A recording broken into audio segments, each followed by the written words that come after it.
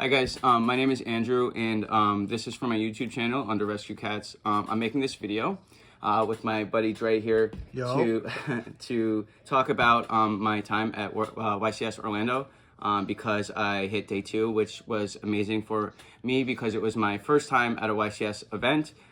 So I'm going to do a deck profile for the deck that I brought, which is MERMAIL, and I'm really excited to show it because I have put so many hours into it. This deck is like the only thing, anyone that knows me knows that the only thing I've done as far as Yu-Gi-Oh! Is play this deck for like since the support was announced. So I have a lot of things to say about it. I have a lot of, I don't know, a lot of shit to say about it. So I'm going to go card by card, and I'm going to try to not say what the card does, but I want to try to tell you what you want to hear after I show you the cards. So that's it. We're going to start with the main deck. I'll start with the hand traps. The thing that we should talk about that's worth talking about here is I have 2 Nibiru and 3 Impulse. Now this is like one of the few things, deck changes that I made that people love to, you know, question, which is fine. But there's so few matchups where this is bad. I will say the one time that this sucks is when your Mitsurugi opponent establishes an Ame. Well, you have these, so say you're playing against a Mitsurugi deck that has a spell. Before they summon 5 times, they have the ritual spell, and you are forced to use Impulse before you nib because you're just playing into the Ame effect if you don't. That is the only time this sucks. Every other time if you draw these 2 cards, you are able to nib them and Impulse follow up, which is like just how I beat Malice with these 2 cards, though that is my hardest matchup. These cards only conflict if they're in your hand together, and when they are in your hand together, they usually work pretty good as long as you use nib first. Unless you are playing a Mitsurugi opponent that has a quick ritual. 3 talents. You always want to see this card going first. You always want to see it going second. Nothing to say. Aurelia is a pretty obvious inclusion for me. Not everyone that plays MERMAIL likes to. I should put these cards up. Yeah, sorry guys. I'm a little selfish here. 3 Aurelia. This is an obvious inclusion for me because of the synergy that it has with the deck. I don't know why people wouldn't do this, considering that any Ryziel variant that you play is either going to play differently or give you cards. And 2/3 of the decks in the room are Ryziel, and you have a 50% chance of going second. I don't see why you wouldn't play this. Its card is one of this meant. This is actually my favorite Yu-Gi-Oh card, and is meant for this deck. And I fucking love Aurelia. Show the sleeves. Oh yeah, I love Aurelia. Yes, I should have probably started with that.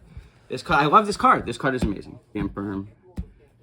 3 Abyss Rhine. We're going into engine now. I have 3 Abyss Rhine. I'm not going to call this card the MVP. It's just a good card.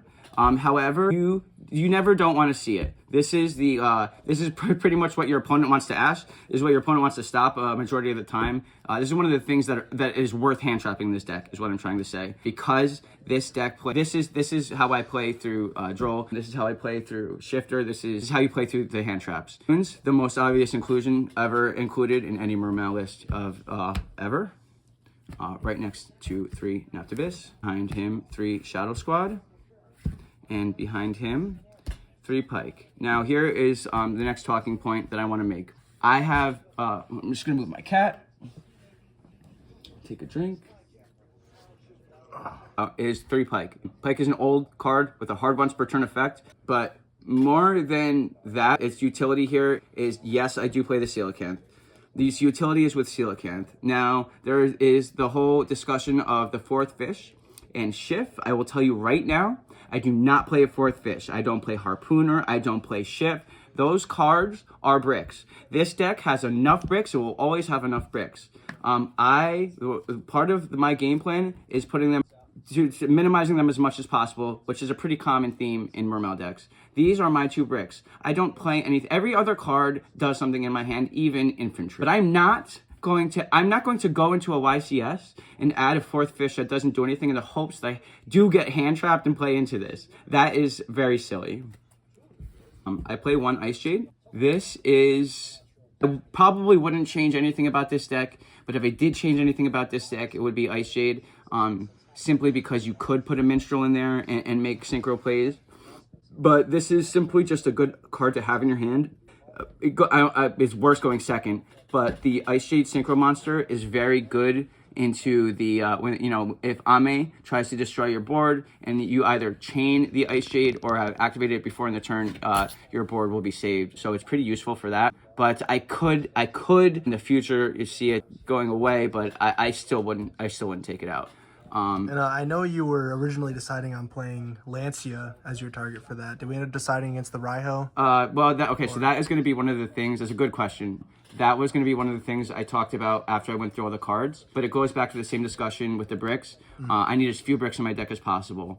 And if I add Raiho, I have another one. And there's nothing that would break my heart more than doing well to YCS and going second against Fiendsmith, Ryzeal, and drawing Coelacanth, Raiho, Infantry, and Talents. I chose not to. Raiho's really, it's win more. It's very good into Malice, but any good Ryzeal player will out it kind of quickly, which is unfortunate because they have Fiendsmith send, and they have X send. It's just too easy for the majority of the decks to deal with to run a brick for. That's a good question. So, and then another one of Infantry for obvious reasons. And then I'm running 2 Tejas. Tejas is a weird one. Tejas is like a form of expression in this deck that you can have because Tejas can be a 1-card combo if you play the trap. Mermail players know this. If you don't play the trap, Tejas is not a 1-card combo, but you're not running a brick. I would much rather not run a brick in a deck where I already have a ton of water monsters to send. And another thing I want to say is when they say Tejas is a 1-card combo with the trap, they're talking about the Mulan Glacia 1-card combo. They are not talking about the Coelacanth 1-card combo. Tejas is a 1-card combo Coelacanth card. Coelacanth adds Abyss Shrine summons Coelacanth. It's just that easy. So I don't really totally understand the logic in saying that there's just a lot of it's just a lot of ways to look at Tejas in the terms of deck building with this deck and how important it is and the other cards you play with it. I ran 2 because it's just a very good card, but I didn't always need it, and I don't run the trap. And I think every Mermail player will say this, but Poseidra is the true MVP of the deck. It was the one card in my deck that everyone was reading, and usually when my opponent read this card, I was feeling pretty good. And so I'm going to really start talking about why the list is the way it is. I guess I'll start talking about it right now, actually. You know what? Let me stop, actually. I got to do the side deck, because I can't do that yet. I have to do the side deck. 2 Poseidra. Did you want to do extra first, or do you want to do what is that normal? The extra deck. We were going to start with the links. We have the Mermail King on Neptibus. Before you wonder why I have Neptibus when you didn't see the equip or any equips in my deck, stick around. I have Bissalacia. This card went from being kind of an irrelevant card to being insane. This card in the last format didn't really do anything. But now this card with Poseidra is like really cracked, because if this card is sent to grave, you will send one from your grave to cost to revive a water. So you can send this from your deck for cost and revive it and get yourself another infantry pop or follow up or whatever the heck. You just have to have it attacked over or popped, which sometimes your opponent just has to do. So I actually had a game during this YCS where I passed on Alacia, and my opponent just did not. Why would they know this? And I won because of it. So I'm running to an enemy. Yes, you don't have to run to an enemy. Yes, you can add one back with Toad. No, I don't want to. I have to add other cards back with Toad because I need to use them. And by the time my second turn comes around, I also need a second enemy. Just because a skilled player can play with one enemy does not mean it's better. I would much rather. I can't tell you how many times I had a Toad on field and an Abyss Shrine engraved. Where if I had a way to have a Neptibus, if my Toad could add back like a Neptibus instead of an enemy for the Abyss Shrine, would have done 10,000 times as much than the alternative. So yeah, the Ice Jade is just I don't like Changing. I do not think Changing is a good option for this, for the simple reason that Changing triggers with the Abyss Shrine banish. So you have to use Changing at the same time that you use Abyss Shrine, which means that you have to let your opponent set up like 3 cards for you to banish at the same time, which is not realistic. This offers protection against Ame. It's spot removal. It's really good. Oh, also, the secondary effect of the Malice matchup, but this second effect of this, I know I said I wouldn't do card effects. The second effect of this card is that if a card is banished by your opponent's card effect, it comes back from the grave, which is everything, which is all Malice does. So if you can get this on your field, opponent doesn't really, not aware of it, doesn't know, you can do some pretty cheeky stuff hitting the field spell, whatever. Gaios, obvious. Abyss Trite, obvious. Poseidra XYZ, obvious. Not obvious so much as Kragan. People like to say that this card isn't good, but I don't understand what they do under Shifter. And I really am asking you Mermail players out there, what the hell do you do with your Coelacanth when you get Shiftered? You can't make a Toad, and you certainly can't make a Dweller. So I'm just curious. I'm really curious. DM me or something, because I really want to know what the fuck you do. I can't figure it out. Sorry. Okay, I got 2 Shark. 2 Toad. Like, I really, maybe I'm just dumb and I don't know it, but if you do know it, tell me. And okay, I have 2 Shark and 2 Toad, so obvious. This is a card I want to talk about, because no one ever talks about this. I don't even main deck the Trap. It's in my side. You'll see it in a second. I don't even main deck the Trap, but this card, again, everything revolves on this card right now. So the reason this is good is because your Poseidra XYZ will revive 3 at the end of your turn, and you always have that last play. This always gives you that last combo of your turn. Someone's 3 level 3 or lower, so they'll go into Trishula or they'll go into Prima Donna and do a Waterlock, which I think all that stuff is good, but it's really kind of win more. You got to combo off to do it. And as you're going to see, the whole theme of this deck is playing low to the ground.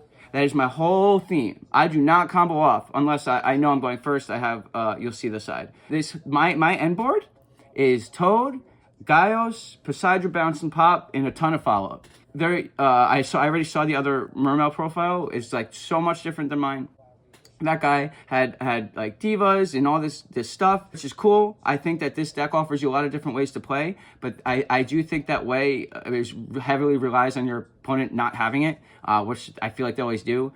What I'm trying to get at is what Virtue Dragon does is that final push with Poseidra.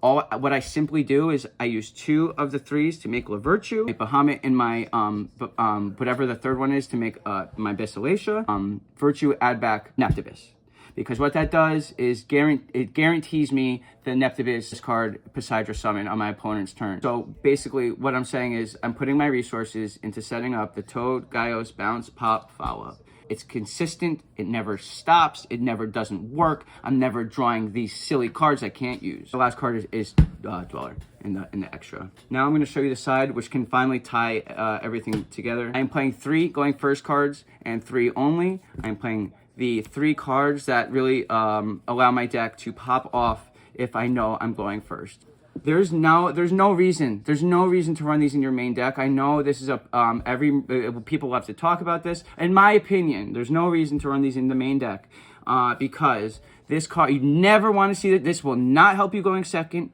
I cannot tell you how much the man filming this has popped this when I try to go second, and it just does nothing. Same for this card. I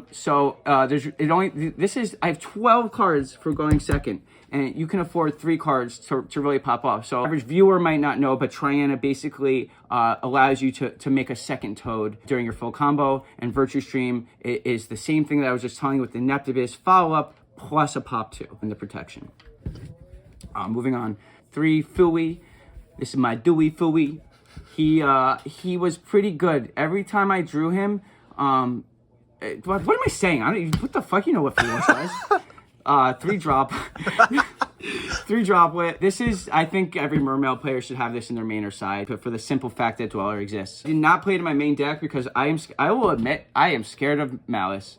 It's a hard deck to beat because you can turn off cards like this and shifters. So I wanted it in my side because Usually, I'm assuming my opponent's not going to blind dweller, and that the only time I'll need this is when they're going to dweller me. So, 3 droplet, 2 droll. Another thing I don't understand about Yu-Gi-Oh players in general is the whole droll and charmy thing. I'm not a fan of droll in a deck that has charmies.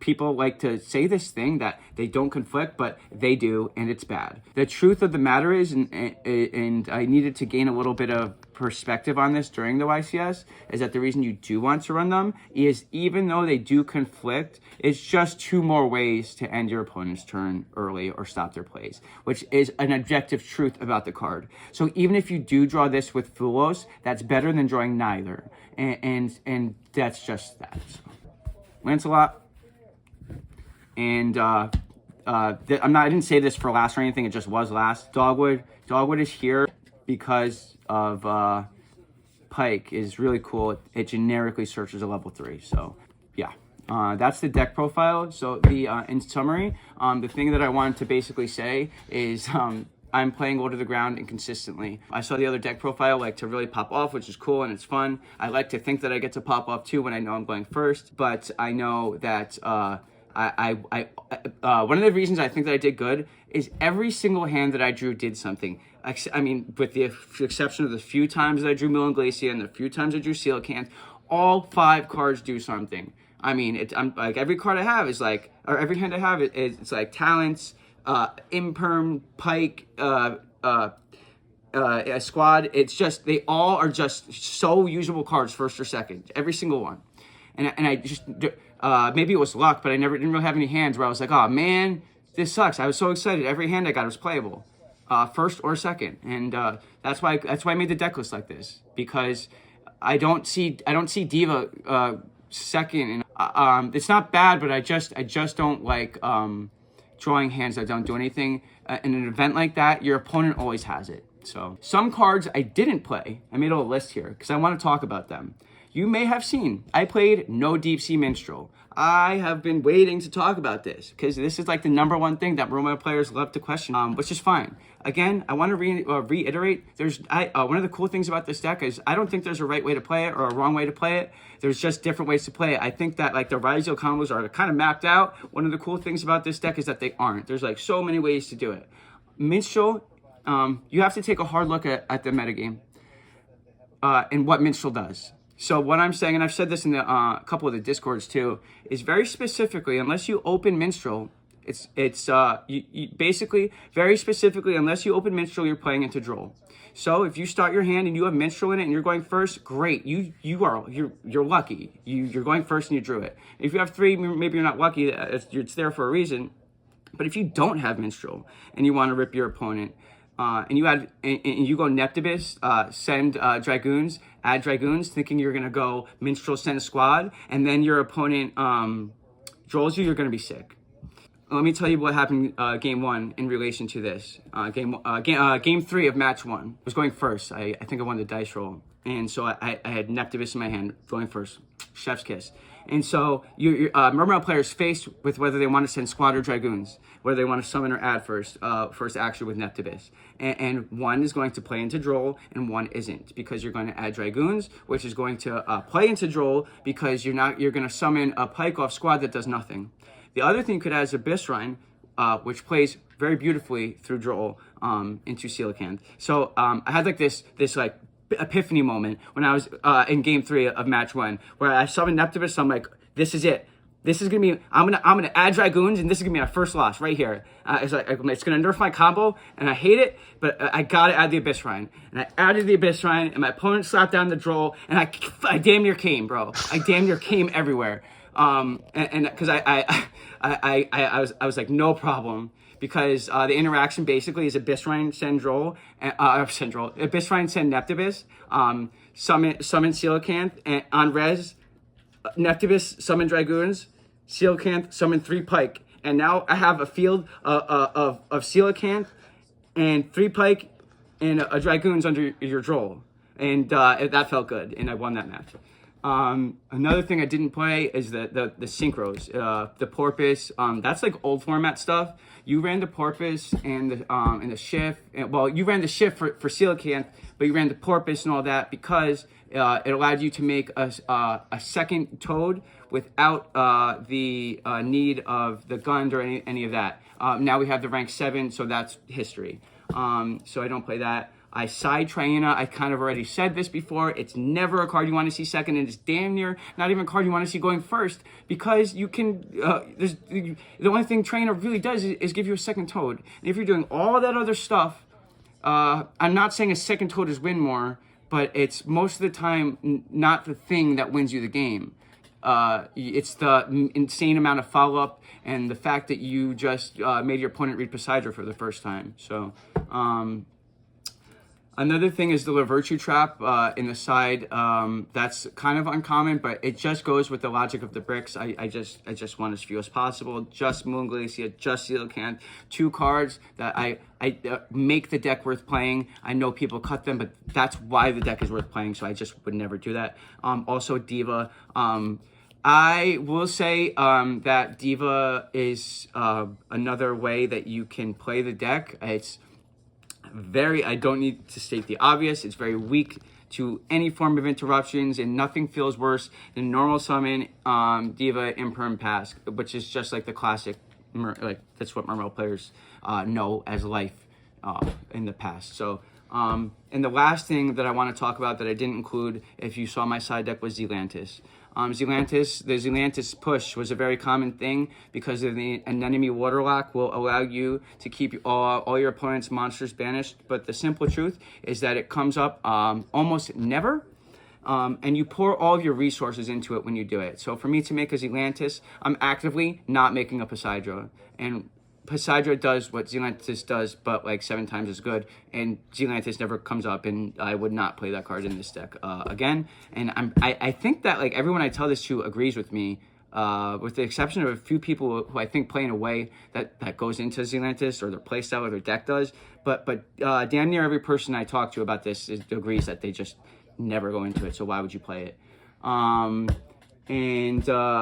that's it. I attribute my success completely and utterly to my friends. I just want to give a couple of shout outs to the people who helped me succeed in the way I did, which would be the Discord of my friends and the people that I traveled with, which is how do I name them? By name? No, you can just say the group. The group is fine. That's like all the homies, you know? It's just the homies, bro. The homies. My buddy filming, Dre, is probably my #1 testing partner ever. This is my man. You'll see him in Top Cut at, when am I going to see you Top Cut at? Rhode Island? Rhode Island, baby. Okay, cool. Rhode Island, baby. And Zaire, and Holmes, and Cozy, and everyone, and Joey for helping me not get deck checked, and, Ron and Ron, I love you, you sexy motherfucker. I'm gonna spread those things, and I don't know if I forgot anyone, but I love you all, and this game would not be fun if I didn't have my friends playing with me, and I also literally would not have been able to do it without them. There's no question. So thank you if you watched and you made it this far. Thank you. Like and subscribe, all that stupid corny bullshit, and I'll see you in the next one. Chef's kiss.